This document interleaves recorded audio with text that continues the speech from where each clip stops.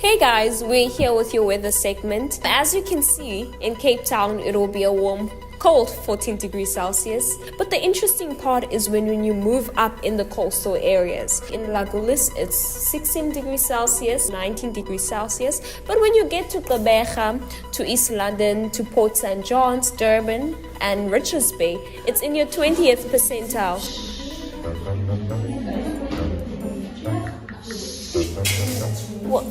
What's going on, guys? Did I hear?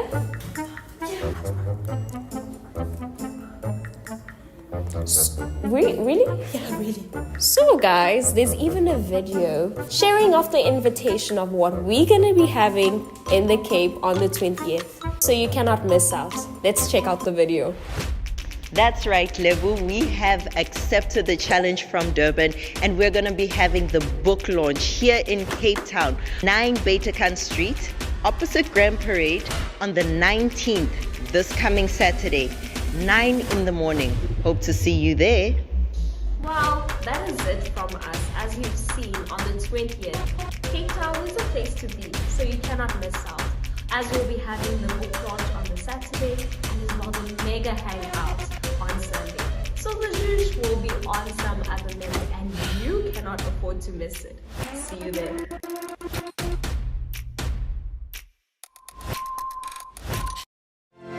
When we say we are women, we mean that we are brave, we are strong, we are capable, we are unique, we are woman to woman.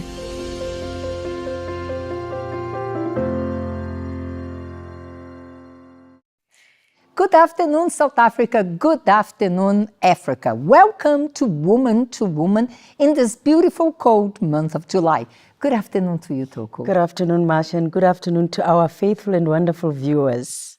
We have chosen this month to speak a little bit about many challenges that women go through. And the one we bring up today, I think it's emotionally killing many women out there. You're going to agree when you hear about what we have prepared for today. We're talking about comparison. Only to say it's heavy. Yeah. This it's something that is hidden. Sometimes you don't see it. People do it inside of them. They don't even voice it out. So you'll find that people are going to relate today, especially women. They are going to relate with today's topic. And I think with the advancement of social media, it's so much easier for us to see standards out there that many times they are not even true. But for people to project themselves and to judge themselves in the merits of those standards out there, not what is proper for their lifestyle, for their condition, for their likes, for their personality. And they try by all means to match with those standards. They compare themselves, and funny enough about comparison, Toko, you're never good enough, isn't that? Yes, no matter what you try. If you are this kind of a person that is always comparing yourself to others, you will always try to meet up to their standards or to want to be like them. Then you will try, you might even be like the other person, but still you are going to find someone else who's not the same. Then you want to be, you're never enough. You're never enough. And it's sad because not enough people comparing us to others, we end up comparing ourselves. So today's program will touch base on all the feelings and how we end up sabotaging ourselves because of comparison. Help me to welcome Zanele to our show today. Good afternoon to you, Zanele, from the grounds. Hello, everyone. My name is Zanele Mkonto. I was invited here to speak about comparison. Yes. Because you have suffered with that for a long time, isn't it? A lot, yes. Yes. So tell us the beginning of everything, because I know your story has a lot of details, and of course they want to know all the details. Yes. So the beginning of my story started around about 2002, 2003, because I was in my primary, where the teachers where they used to teach us, they were not aware of the special kids and the ones that are normal. So they thought that all the kids, maybe they might be naughty or they're just lazy, they don't want to do stuff and all of that. They didn't recognize the problem behind everything, because I used to suffer. I didn't have the same pace that all the kids they had at school. So different periods, they used to come after each and every different minutes, different times, different teachers, they used to come. And then always they'll question, why is it that you are the only one that does not finish the work? Why is it that we don't receive your homework? Why is it that, and when you report at home that I'm always beaten and all of that, my grandmother will come, beat you again. be beaten. You'll be beaten because it means you are the problem. But they don't search for the problem. They don't come and assist you and see where the problem is. Yeah. And what was worse, I was not staying with my mom. My mom was staying at work. So my grandmother couldn't pay attention to all 9 kids at the same time. Wait, 9 kids? Yes. All together? Yes. From different mothers, all of them, they working. Oh, it was their granny as well, Yes, ne? it's family house. So our grandmother was the one that was raising us, all of us. And of course, your grandmother had no idea of why you would not correspond to your activities, to your subjects in school. I don't think that she really understood what was it that was happening. The only thing that she saw was like, she's just lazy, she's just naughty. So she was like, go to school, listen to the teachers and just follow what they are telling you. So I end up not saying anything anymore, that this is the situation that I'm facing in school. I end up being shut, being the child that is quiet, shallow, shy, having no friends, having no communication, not even with my siblings at home and all that. So that's how would you see yourself? Would you have any sense that you had a disability, or you thought that something was really wrong with you? I always felt sidelined. I was bitter with myself. At some point, I was like, why is it that I am not able to do like any other kids? I didn't know anything about disability. Primary, I was young. Yeah. This thing they discovered, I think I was like 12, 13 years old. So for more than 6-7 years, you have to go to school, Yes. not understanding why you would not correspond to the tasks given, being beaten. Yes. Were you beaten by teachers as well? Different teachers. Every teacher for the different, what's this? Subjects. They'll come, each and every one, they'll demand their work, they'll demand their homeworks, they'll demand everything. And the language at that time, it was being beaten up. Toko, I think it's important to clarify to our viewers that in South Africa we had a very different approach in studies. Yes. That parents would allow teachers to correct Yes. students with physical harm, isn't that? Yes, nowadays it's no longer there, but we used to have this. I know there are other countries that especially in Africa, that the teachers, if you are not doing well or you are being naughty in class, then you'll receive a beating. Either with, they'll use a cane, stick, or they'll use a ruler. I don't know if you remember, you'll do this, ruler here, or at your back, you get a beating. So this is what was happening before in classes, like if you are not doing well, you are not performing well in your studies, or you are being naughty in class, you are found making noise, then you'll get the beating. Nowadays, it has not been allowed anymore, but it has lasted for what? Many years. Many years. Yeah, many So we're talking about 2002, 2003, 20-something years ago, and she was going through that. So you were beaten by your teachers and then at home by Granny. Yes. And then explaining to my mom, there's nothing that she can do because she only comes 2 days at home, bring the groceries, check, is your uniform okay? Do you still have clothes for winter, whatever. Bring the groceries. Already on Sunday, she prepares to go back to work. By 5 a.m., she's out of the house. So I don't have that time with my mom, that bond and all of that. So it goes back to that thing of me being alone, me being sidelined and all of that, me not being understood and me being compared to my siblings, even at school. The teachers, they will call them and say, show me your homework that they gave me yesterday from your different class. Show me your books. But you are writing your homework, so you're doing everything. What is she doing? when you guys are studying and all of that. Oh, they would even call your siblings. Yes, because we're in the same school but different classes because of ages. So they would compare, like, your siblings were doing their homework. What were you doing that you did not complete your tasks? You know, when we study at home, everyone has their book, everyone is writing, everyone is paying attention to whatever they're doing.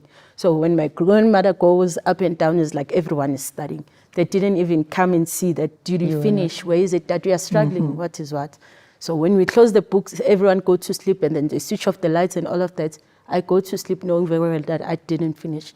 Going to school, not being able to explain why am I struggling with this? Why is it that I can't finish? Because the teacher doesn't take time to listen. He just wants what he wants, and already when he appears, there's a can on the hand. What did all of that cost to you, to your personality, and how you would see yourself?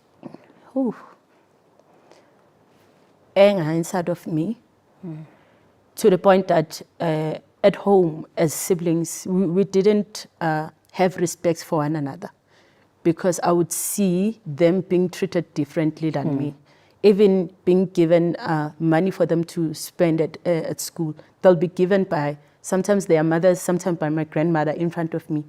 And then they will say, if your food is finished and you want something, go to the feeding scheme, because your mom didn't bring anything, she will only come back end of the month. And my grandmother sometimes used to say, you see these ones, they are able to cook already, they are able to do whatever, and you are not even allowed to cook, to do anything. And they'll be the one that get married first. I'll get their lobola first and all of that. So yeah, that thing made us to have resentment against each other. Against one another. Yeah. So I've learned to do everything on my own, and everything that I'm doing at this point, I was doing to prove to each and everyone that said I wouldn't make it. We also have the account of Leta, who has been to something very similar. And you see that we're talking about comparison that starts inside the house, not by strangers. Yes, the teachers did not understand, but most of the comparison, it was inside, under the same roof, and she didn't know how to deal with that. Let us watch later.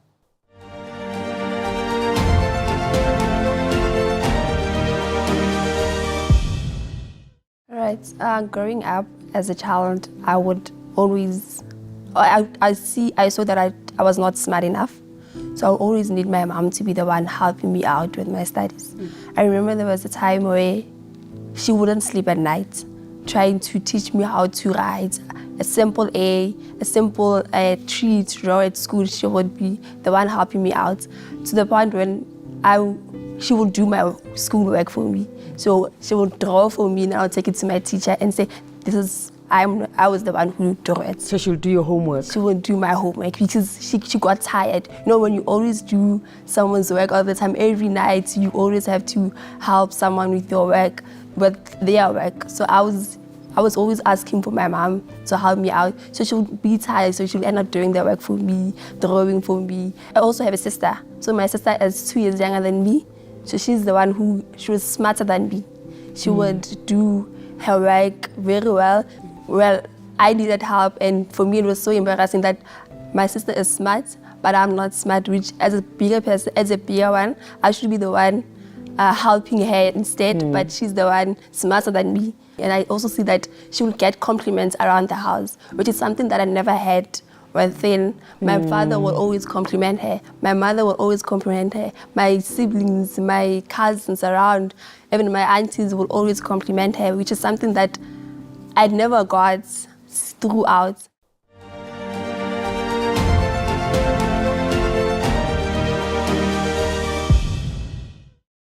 Yeah.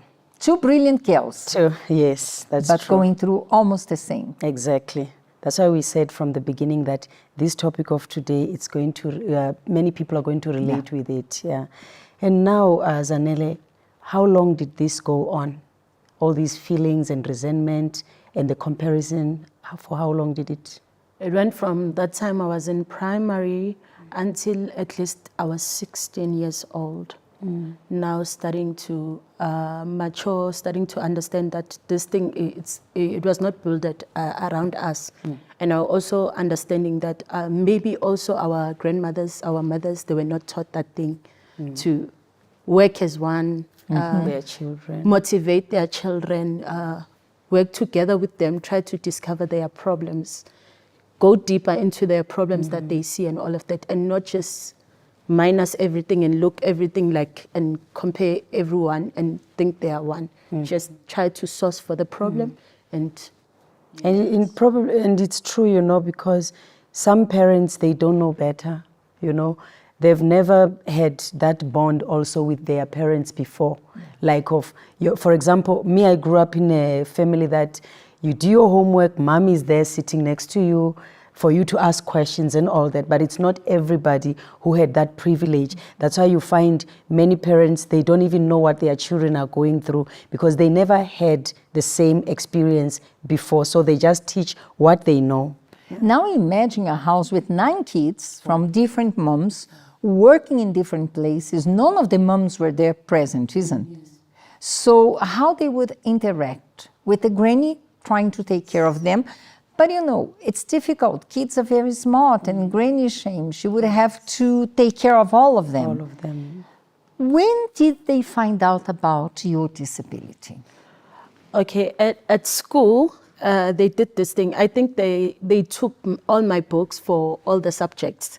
I think all the teachers, when they have to do, there's this thing that called exams, and then they need to take kids' books and then mark.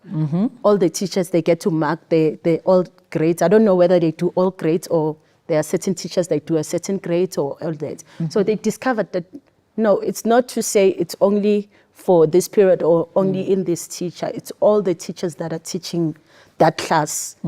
So they did this thing. One day they called all the teachers of the school. There was a new principal. So when she discovered all of that, and then they called all the teachers to stay behind, and then they released the school out for everyone to go home. And then in the school hall, it was only the 3 of us. There was 2 guys and me.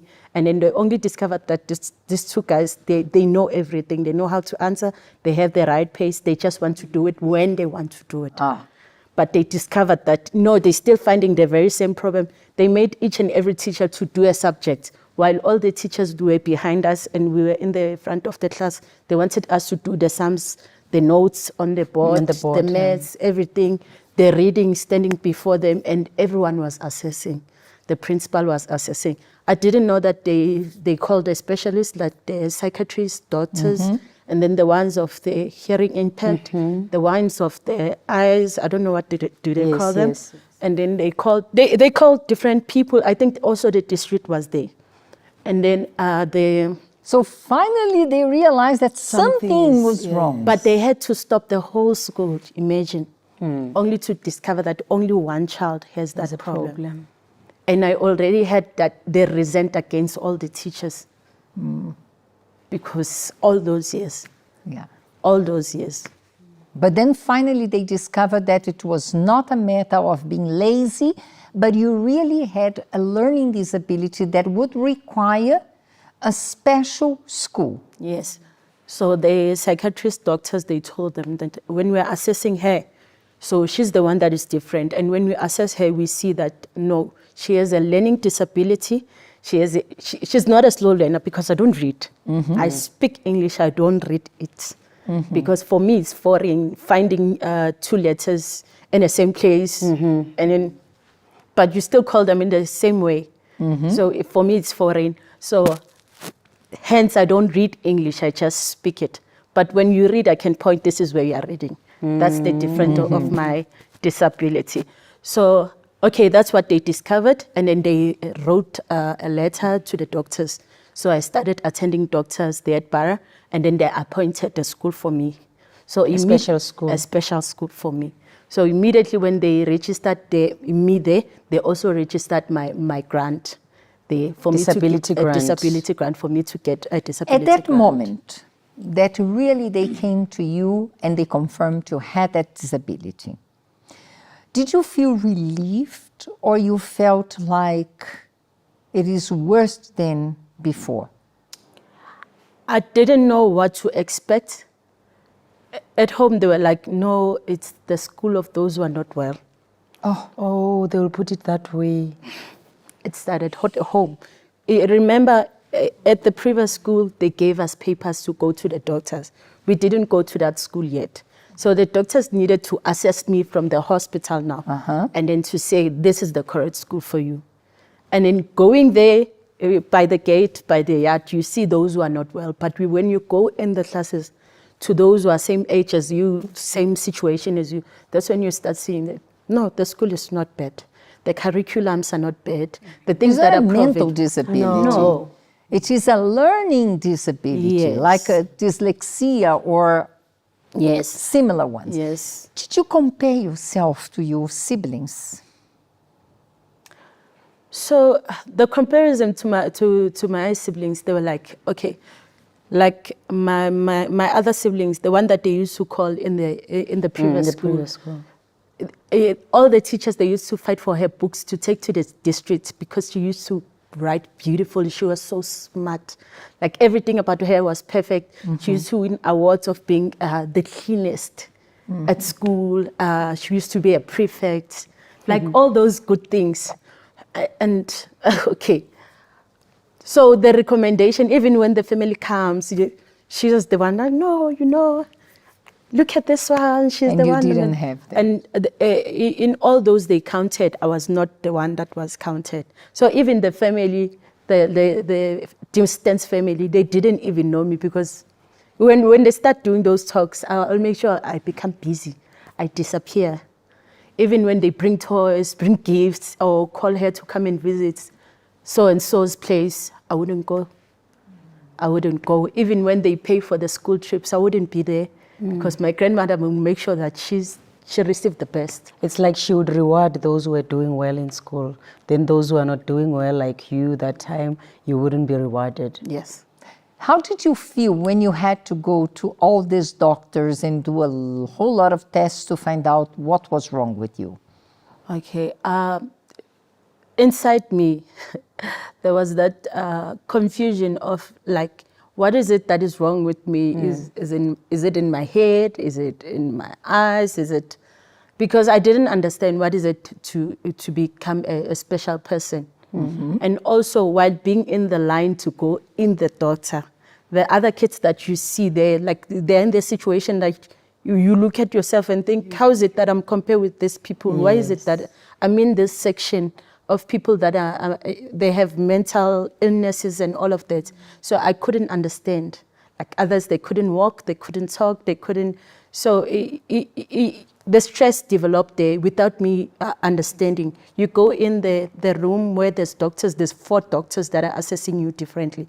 The other one is asking you questions. The other one is asking you to write. The other one is asking you whether do you see colors, do you see whatever. The other one is doing whatever that they're doing, but all of them, they are working as one, and another one is just writing everything that they see. But they keep on saying, come, you'll have like 4 months busy going there. They give you different appointments. They don't give you tablets. They don't give you anything. They just assess you. But at some point they said, before you receive the disability grant, you need to take medication. So my mom was like, why is she supposed to take a medication? Because she's not sick. She has this situation that she's dealing with, but she doesn't have any illness. She's not sick, she's not fainting, she does not do anything. It's just that she's the way that she is. So my mom fought in the case of me taking medicine. And you didn't take? No, I didn't take. So when I started attending that special school, I have this thing of a stigma as well. People watching me getting off the bus. Now it's new. I'm wearing a different uniform. I'm coming with the bus, getting off by the bus. You're no longer with your siblings? No. And probably people knew where that bus is from. Because some buses are even written, isn't it? Yeah. It's worse because it's written the name of the school and then special school on the side with big letters. With big letters. Already when you get off the bus, people are laughing. They don't understand what's happening. They do not understand what is happening. So that made me to not even go into the streets. Make sure that I'm always in the house, keeping myself busy, keeping everything. And that will make me someone that was more quiet because of I was containing my anger, because being afraid of the granny, the only way to discipline is shambok. So that will make me be the person that is shallow, quiet, but knowing inside that there's something that is building in me, because people, they don't see the progress in me, the change in me, but they're looking at the name of the special school, and then they started saying, you're crazy. There's nothing normal about that. You guys are not going there to learn. It's like you're going to a special, no, it's like a crash. Yeah. I don't know what to call it. Yeah, I understand. Yeah, it's like you're going to a the crash, kindergarten, yes. for adults. Yeah. So you see that when you went to that school, people did not even look at this school, she's progressing or something nice is happening. They just looked at you as if you are a person who's not normal, who's crazy or who's mad. Yes, even if you explain how the situation of the school inside is, what is it that you do, they'll still find something wrong with it, Yes. and still laugh at you about it. How would you feel when that would happen? Would you compare yourself to your siblings, to your friends, and desire to be like them and carry that frustration? It comes, yes, it comes. Because it tires busy trying to making people to see you in this way. Imagine it went for years. So sometimes it's tiring, so you want to fix yourself, not understanding how you're gonna do that. So it's a conflict of emotions, not knowing how to carry yourself, what to do now. It was just confusing, but inside, it was building us, causing anger inside. Once now your granny knew what was happening to you, because first she thought you were lazy, and of course she would reward the others with the best and not you. Once now she was aware that was not your fault, that was not intentionally, did it change her behavior? Did she start rewarding you or treating you any better? I didn't get any rewards. At home, the adults at home, they are people that they don't know how to show affection, not even give you a hug. They don't know how to express, yes. Yes, they have this thing, you are the child, we are the adults. So a law, it's a law that we created. Like for them, there's no mistake that they make. In everything that they did previously or they do currently, there is no mistake. So life continues. You're now at the new school, you just do whatever that you have to do. As long as you go to school, you come back. And what was more nicer now is that with this school now, I'm coming in with money for disability grant. So that made a change. Even though I was not given money, they will always say, no, we are storing for your trips, for your camps, when you go to sporting events and all of that. But you know that, a different change came because there's money coming in with this. So they will keep the money for you to go for trips and all that. Oh. Now they had no choice because I was a leader. There was a leader, so they had no choice because they couldn't say you are not going, because the teachers will make sure that they stop the bus at home and then they say this person is getting a grant. You can't say there's no money for her to go in a certain place, and they will say that if that happens, we'll intervene the social workers, because the money comes through her name. You guys can't spend it for anything. You can't say she's missing uniform or anything. They'll pay attention to everything. Yeah. How would your siblings treat you? When there's no adults there, kids are kids. Will mock. You think you're better. You think because now your school brings the bus here, you get to school.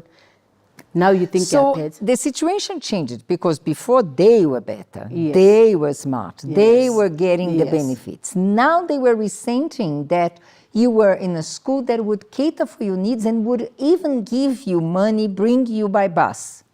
Even the attention, like they didn't understand why now the attention is focused to me, or everything that is nice is coming with me. The very same person that was not paid attention to, was not even, it was like I was not in the house.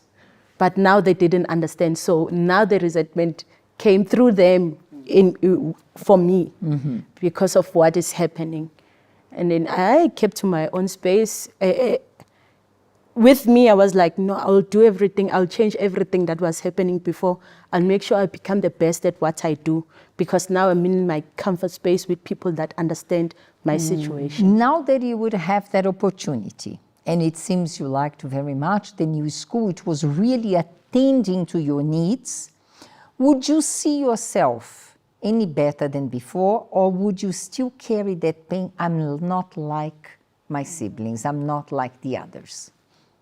I will not go back. I believe it was my journey, my step to grow out of it now, finding this new chapter.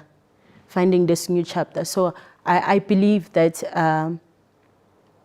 everything happened for a reason. I had to pass there for me to get to where I am. So I just accepted everything. And then I no longer look at them with that eye of saying, okay, you were given the best and I was in that corner. My grandmother has passed. How can I carry something for back then with the person that didn't understand? Maybe they raised her in that way. Yeah, you understand? So I cannot carry that thing all the way and all of that, although it disturbed me.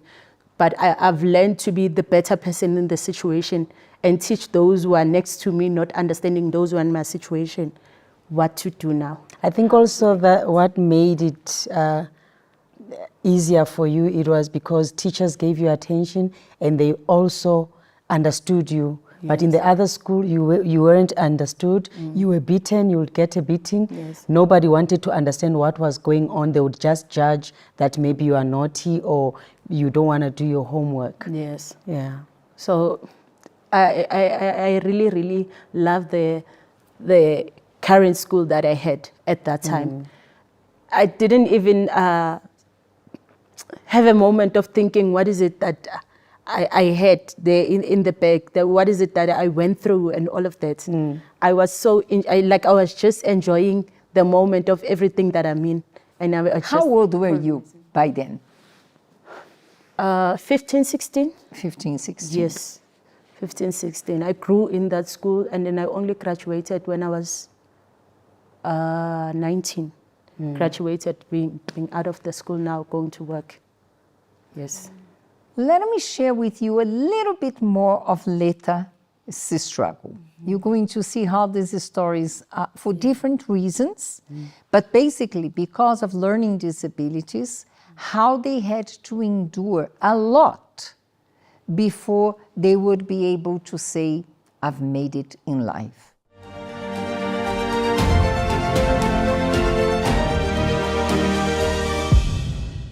I was just choosing subject because I knew that physics was hard, so I was like, because you knew your limits. I knew that I'm not going to make it when I do physics, so I was like, So you were not good at that? I was not good at that. That's why you chose something that you thought, no, this one I'm very comfortable with. Yeah. And you were mocked for that? I was mocked for that. Then, okay, I did my grade 10, she was in grade 9. After that, as I chose my modules, right, I chose my subject, but at the end of grade 10, I failed it. Oh. Yeah, the same module, the same subject that I chose for myself, I still failed them. Now I had to go back home. And it was so embarrassing because now you chose this for yourself. You wanted to do this. And then why are you failing? Then the next following year, it's me and her. Now, my so father... you're in the same class now? In the same class. Yeah. She's in grade 10. And it was so disappointing to my father because my father was like, okay, Lethabo will finish, then his sister will finish. But it wasn't like that time. And then after that, we continue grade 10, we continue. And then we now have to go to grade 11. After grade 11, we have to apply for grade. Yeah. When it's grade 12, we have to apply to varsity. So she would have mentorships. Because she was smart, so she would be so much exposed to mentorship. She would be more privileged than me with bursaries and all that. Yes. She would see, so she was more smarter than me, so she would be more privileged to get things, the mentors. And I didn't even know where to apply to. Even when I applied, I didn't even finish my applications because where do I go next? Even when I told my mom that I want to go to this school, she was a bit skeptical because I'm not giving anything in hand. Like, this is where I want to go. I'm just applying, but I'm not continuing with. It's like she had no confidence in you. She had no confidence in me. Yeah. Then after that, I chose marketing, and I didn't like it, but I just went in there and just did it for a year. And your sister, what was she studying? She was studying biomedical science. Yes, biomedical sciences. Yeah. So even though if no one would compare you to her, you automatically would compare. Yes. Because was that something in your mind often? Yes, because of the compliment, I would see that there's actually something different. Because every time they would say, she's smarter, and which is something that I never had. So it would be that thing of, I could see when there's something different with her that I don't have. And for some reason, I thought of proving a point, trying to prove a point. The moment whereby, okay, coming to do this course in this varsity, I remember when I started passing well, I started putting my effort. I'll take pictures to show my mom just to prove a point that I can do it. So that you can get those compliments, compliments your sister was getting. So that I can also get the compliments that she was getting.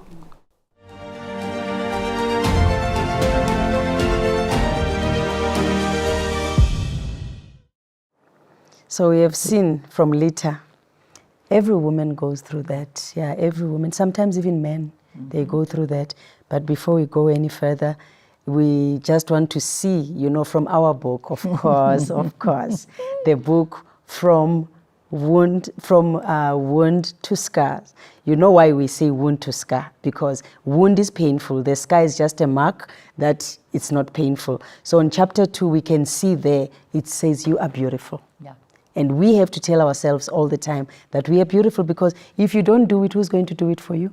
And worse is that we are the very first ones who struggle to see that we have value, potential, and that we are beautiful. Exactly. We always want to see the worst in ourselves instead of looking at yourself and see what's beautiful in you. Because beautiful, from the book, it's not the beauty outside that like, I'm beautiful because I'm wearing makeup. No, it's the beauty inside of you that comes out, and people will see when it's out now. Yeah. And up to now, you have seen their wounds, and we're going to get to their scar. But just watch a little bit about the book.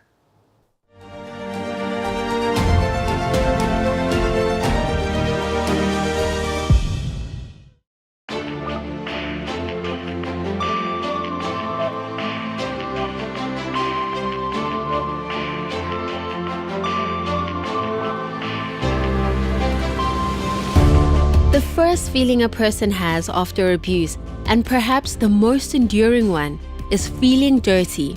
It may sound harsh, but that's exactly how one feels. No shower or tear can wash away the disgust you feel for yourself and the growing self-rejection that builds inside. Emotionally, you feel humiliated and degraded, as if you've lost your worth. Is it worth living like this? I thought about this many times, but I quickly remembered. You didn't think we'd read everything, did you? You have to read it yourself. This part comes from chapter 2, You Are Beautiful. It touches on something many of us carry quietly, the deep, unspoken battle to see ourselves as enough, even when everything around us says otherwise. Yes, the pain is real, but so is your worth. Sometimes the wound isn't just from abuse, it's from being the different one, silently overlooked, misunderstood, constantly being compared. That's why today we are talking about the power of affirming your identity, even when the world tries to name you something else.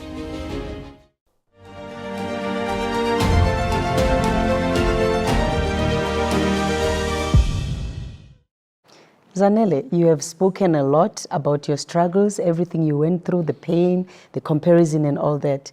But now we believe there is something to that, and something beautiful to share, or to be shared rather. And what changed? Take us through the journey. Okay, the journey of change, I graduated I graduated 2012. And then I was advised, because I love arts and then I love sports as well, to register my NPO. Oh, So I registered my NPO, which is Ability Before Disability. And then I was teaching theater, music, dance, and acting as well. So I was sourcing for people with disabilities, but at the later stage, I discovered that let me include the community, because they don't know that we are capable to do things that they're able. So they were now taught by people with disabilities how to do the things of art. We were applying for fundings. So we managed to get the funding for 50,000, and then we did the work for 3 months. I provided jobs for people, 25 people and 5-piece band. It was so nice. The experience was nice. And also when the project was done, so we were also looking for learnerships. We found learnerships, so they will teach us theory for 3 months. And then after the 3 months, we go to the workplaces now. And then we had to prove ourselves even there as people with disabilities. So we had to prove ourselves there. And then after proving ourselves there, and then they took us permanently. And then, yeah, it was nice. It was a good experience, knowing very well that you sign a permanent contract. You are now waking up to go to work. You never thought that this moment will come. You carrying a bag, waking up in the morning, you have to be responsible. Coming back home, you need to prepare your uniforms, knowing very well you prepare yourself to go to work, being in the professional space now, having to be that young adult, being given those responsibilities. It was so nice. It's nice. There's those moments at workplace where sometimes it's good, sometimes it's not that good. You just need to apply your best. So as I said that, I was pushing myself to make sure that I become the best, like to make sure that I exceed whoever that was there before in the same position, that no one will come and say, but that person was doing that thing better. So I would make sure that they will come and say, what did you do? Why is it so different? But it's so nice. They won't come and complain, but they will come and recommend and say, wow, you always make sure that you put an extra touch.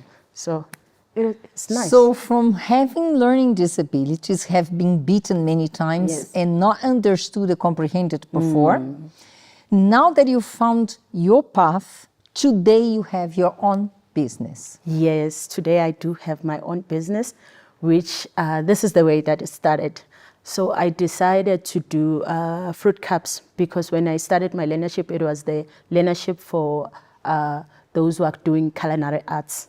So I've learned how to be a chef, and then I graduated also 3 times in different sectors of how to be a chef. Congratulations. So, thank you. So I took the skills that I've learned there and everything that they do for all those top executive, for all those meetings, top meetings and all of that. I was like, I'm going to take this into the streets because no one does it that way. So I started buying fruits, buying my yogurt, ordering, buying those cups that they use for ice creams in different shops, the clear ones. And then I did my fruit salads, I did muesli and yogurt, I baked cake from the start, I crush it and do the layers of cake, layers of yogurt, layers of cake, layers of yogurt. So, sort of a trifle. Yes. So the presentation was out of this world. So the way I did it, and then what was it was like, when I presented it, it has the spoon, that cup, and also the different color of serviettes. So it was bright. The presentation was nice. And also I took a clear container. So I went to sell it to the taxi driver. They were like, no, we are used to pap and all of that, but we want to taste that thing.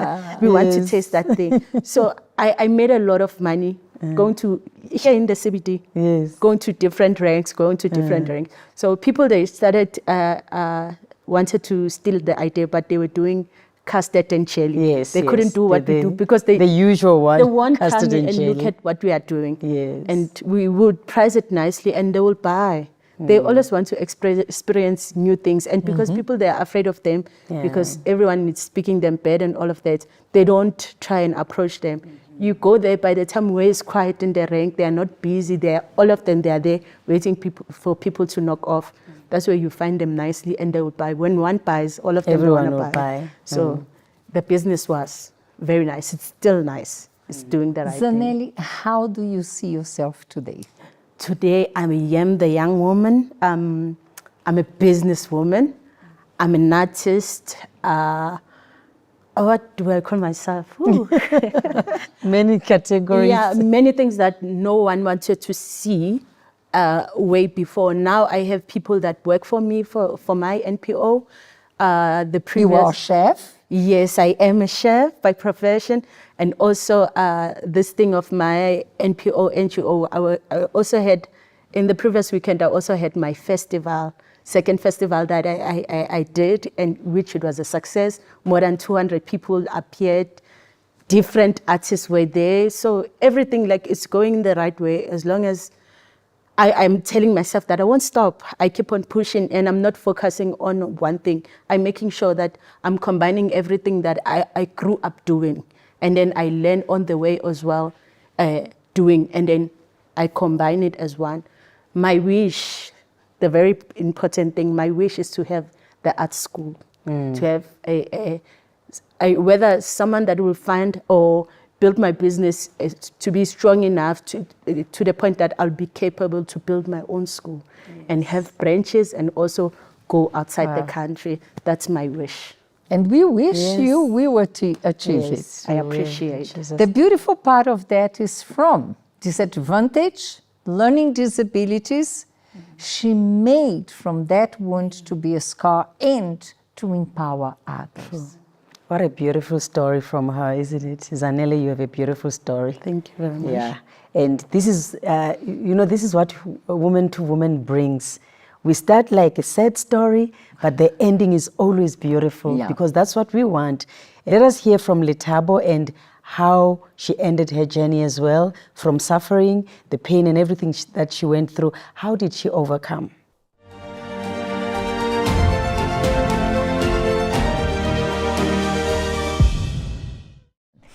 You said that you were sure that you would not overcome in life only your sister because of the comparison. Yes.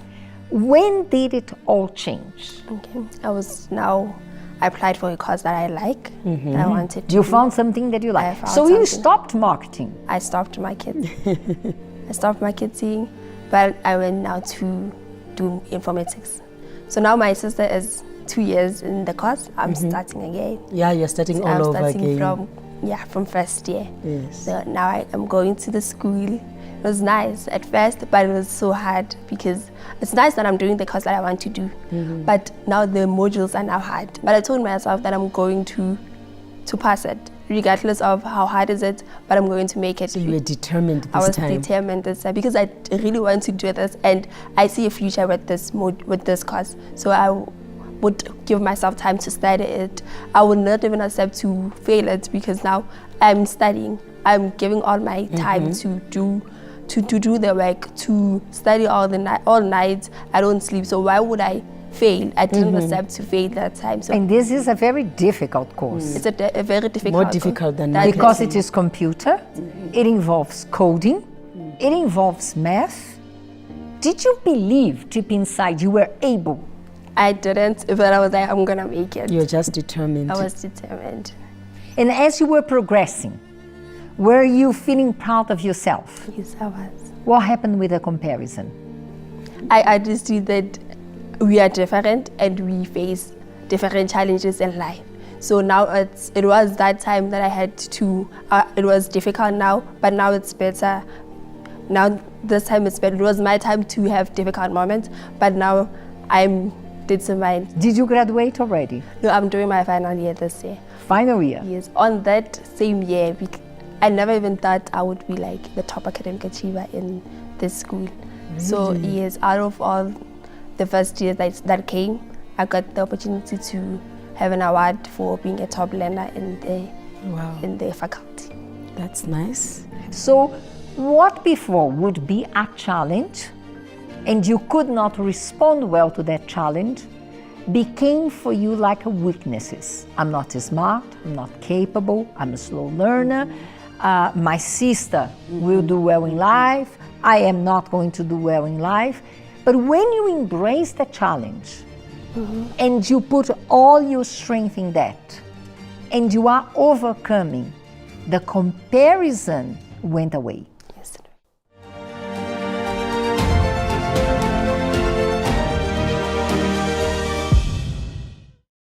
two brilliant, beautiful girls, they would not see themselves like this.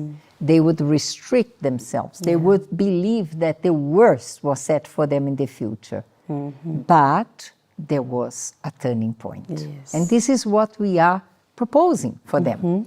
And you're going to lead them in what it all means. Yes. You know, sometimes when you hear stories like this, you see that most of the time we are our own enemies. It's not people like our enemies, we are our own enemies. So sometimes you just have to sit down and think, are the people comparing me to others or is it myself? Because sometimes you blame people, but when you sit down and look, and there isn't no one, but there is no one comparing you to anyone. The comparison is from you within. So you have to stop comparing yourself because you are not defined by what you have, your intelligence, your studies, whatever you have. It doesn't define you because many people think that, okay, I have to be like so-and-so. That's what defines her. I have to excel in what I do in my studies. I have to have this, or I have to have a lot of people following me on social media. That's when I'm going to feel good about myself. That comparison, you know, the problem with comparison, it takes away your peace and joy. It really takes away your peace and joy because you don't have peace. You are always, you know, you always want to be like so-and-so, like so-and-so. So inside, deep inside, you are sad. There is sadness and there is that void that you want to feel. So the problem is yourself. It's not other people. It's you. Deal with yourself as a person. If you see that you are not good at something, try something else. Because we are all different, we are unique, you know, in our own way. So if Mrs. Marsha is good with numbers and I'm not good with numbers, it doesn't make me a bad person. Because I might be good in something also that she's not good at. So you just have to think about that. Look at yourself with the eyes of God. God created you. You are uniquely created. There is something that you always said. You know, we can even be twins, but fingerprint, nobody has your fingerprint. It's only you. It's yours, even if you have a twin. That shows you how unique you are. So embrace yourself as a person. Don't look at what you do not have. Work on what you have and excel in that. Stop comparing yourself with others, and you will see that you will have joy, you will have peace, because the problem is that comparison that brings sadness inside of us. And today I'm going to share with them how God teaches to stop this comparison. What is He looking at that really matters? Our reflection of today is in 1 Samuel 16:7. Prophet Samuel is sent by God to anoint the next king of Israel. And of course, in those days, as in our days, there is a kind of profile that we look for in people when that person needs to occupy a place of evidence. So in those days, a king had a profile, especially because it would replace Saul. And when you go to the Bible and see Saul was a handsome, tall man, skilled for war. Now, God sent Samuel to find the one who would eventually replace Saul. And there Samuel is in the house of Jesse looking at his sons. And of course, there comes this beautiful, handsome man, and Samuel says, "Who? It's this one." And our passage shows how God looks at his chosen. But the Lord said to Samuel, "Do not look at his appearance or at his physical stature, because I have refused him." In other words, he has everything you believe to be the proper profile for the next king, but he is not the one. I have refused him. For the Lord does not see as man sees. We look at the appearance, we look at the talents, we look at this ideal profile that they rated as to be the right one in social media.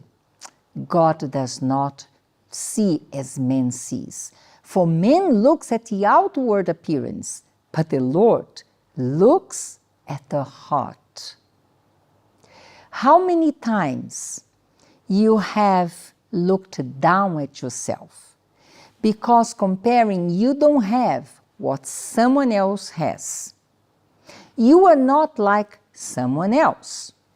You wish you could have achieved this much, but you're far from that. And you second guess yourself. You feel sorry for yourself. You make yourself the victim, and you think, I will never be anyone in life. And you know why? Because you are looking just like man looks, at the appearance, at the outward appearance. But if you are chosen by God, and you have a heart according to His will, you are the one exactly. He is choosing to prove the world wrong. He's choosing you. You who don't find anything good in yourself, to change the idea of what is perfect and truthful. Not to live according to the standards of the world, but to live according to God's standards. And that, the Bible verse of today, was proven in the life of Zanele. Mm-hmm. Because she thought she would never amount to anything in life. And maybe when she started speaking, you said, oh, shame. At least you knew that this girl today, she has her own business, she runs an NPO, not only being healed from those scars, she's leading others to find the beauty inside. They may be different outside from other people, but they are beautiful inside. So God is looking at you just like as He looked at David, He looked at Zanele, and He looked at each one of us. Someone who has a heart for Him, and the rest He will do. He will prove to come and provide for you. Toko, shall we pray for those who still have some doubts? Yes, yes. Let us pray, please. Our Heavenly Father, in the name of your Son, Jesus Christ, Lord, thank you once more again for the testimony of Zanele, my God, because we believe that this testimony has touched many women, my Lord, who've been struggling, first with insecurities, comparison. Some of them, my Lord, they don't even know what to do anymore because they tried so hard and they became tired. They became tired and they were demoralized. They don't want even to move from where they are because of too much comparing themselves with others. Today, my Lord, I believe and we believe that Zanele's testimony has opened their eyes, my Lord, and has brought some light in their eyes, my Lord. Holy Spirit, we ask you if there's anybody struggling, still in doubts, my Father, on how to deal with comparison, my Father, may this program of today help them, may it reach out to them, help them to understand that they can go out there to look for something that is missing inside of them, and they won't find it because it's only found in you. It's only found in your presence, my Lord. So help them, my Father, to know where to go when they are struggling with so much insecurities, Lord. We pray for them, my Lord. Give them strength to overcome and not to listen too much to their emotions, because sometimes we become so emotional and at the end of the day, we do not even know what to do. We end up being confused. Help them, my Father. Do not allow their emotions to overpower them. Give them strength to say no to the emotions, my Lord, so that they can be able to overcome, just like Zanele and Lethabo overcame, my Father. Give them strength, help them, and make them understand that they were fearfully and wonderfully created by you, my Lord, and they matter to you. Even if people can despise them, even if people can try to compare them with others, But you, my Lord, you don't compare anyone. That's why you chose David. David was despised. The father had even forgotten about him. But Lord, you remembered him. Remember this person who's been struggling with emotions, who's been struggling with pain of rejection, who's been struggling, my Lord, with comparison. Help them and give them strength to overcome for your glory, my Lord. In the name of Jesus Christ we pray. Amen. Amen. Zanele, thank you very much for coming and sharing your testimony, not only us, from woman to woman, but I'm sure all those there are wishing that you achieve your dream. Then you come back and share with us again. Thank you. Thank you, Zanele. And we carry on exploring topics that are too close to wounds and helping you to find how to make them only scars. Zanele, she found the way, and today she's paving the way for others. We wish the same for you. Until next week, God bless you all. Bye-bye. Bye.